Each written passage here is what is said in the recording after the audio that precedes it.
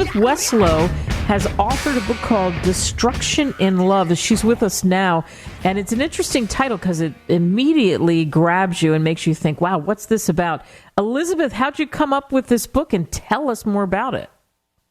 Well, it's a poetry chapbook which combines rhyming couplets and stanzas with prose and quotes that don't rhyme. And I came up with the title because it's honestly a poetic book about my turmoil in regards to relationships and how possibly they destroyed me or I destroyed them.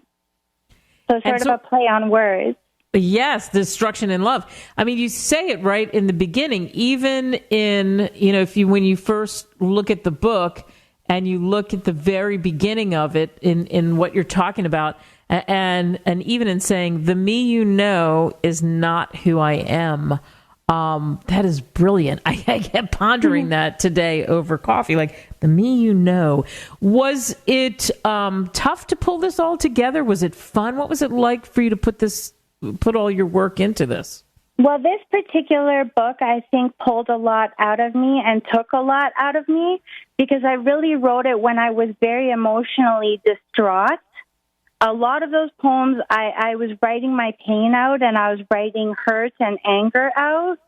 And in a way, it was cathartic, but also it was very emotional for me. So that's where my mindset was when I was writing the book. But I forgot your initial question. I'm so sorry. No, that's okay. It's what we're talking about. We're talking about what was it like for you? Was it fun? I mean, you've written other books. There's letters and What If We Are the Reflection and all of that. Yeah. So what was this one like? This book was fun to write and fun to put together. And I feel in a lot of ways it's sort of proving that you can make it through anything that you go through, because I really write about what these two men that I was involved with at this time were doing to me and how they were making me feel. I was in a toxic relationship and he was really hurting me, and I wrote it all out there, and writing it out and getting it down on paper was a psychological release for me and really helped me get through, because I don't think I would have been able to get through what I was going through without being able to put it on paper and get released. Oh, wow. So that is very, very, very powerful. And, you talk about follow your head and your heart will follow, that others say, follow your head and your heart will follow. Do you think that's true? I didn't know. That was the question. It was, do I follow my head or do I follow my heart? And I never knew which.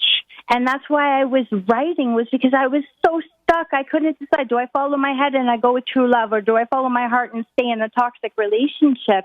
And it ended up that the only thing I could do was write it out, be alone, and choose myself. And that's the only way I could get through it. Yeah. Do you have a favorite poem or something that you've written in the book, in Destruction in Love? Yes, definitely. I feel like I started off with a bang. If I could read that would be great. Sure. So it starts with, I need to be set free. I feel him pull me down, tugging on the edge of my mouth, causing me to wear a frown. Please make him let me go. How I need that white gown. Please don't let me wake one day to find no one in my town. I cannot refrain from listening. They talk, they make such sound. When am I allowed to look up rather than face the ground? Here I reach my hand to you, you, and you, asking each and every one, please make the pain be through. That's wow.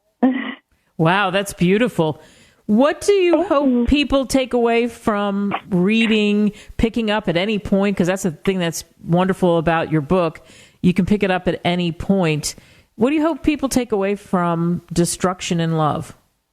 I hope that when people are reading these poems, they can really feel what I was feeling. I hope that it derives some emotion in them. And I hope also, if you're going through something, if you're stuck in a relationship, you don't know which way to go, or you're just stuck in anything and you really feel you can't find a way out, I think this book, by reading it and reading what I experience, you can find that there is a way through anything. As long as you find a positive outlet, rather than just sitting still and not moving, find a positive outlet, and slowly the answers will come to you. And I think that's the most important thing.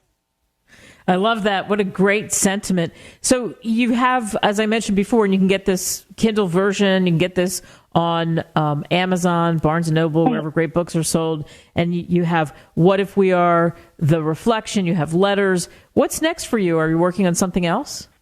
Well, right now I'm just really trying to get the word out about these 3 books, and I'm trying to push Destruction in Love. No one really knows who I am. I'm kind of sitting here trying to wave at the world and say, hello, can someone notice me here? So I'm just trying to get the word out that I have some interesting books here that anyone can really just take a look at. And Instagram as well. My samples are all there under Poetry by Elizabeth. All right, Instagram, Poetry by Elizabeth. I love it.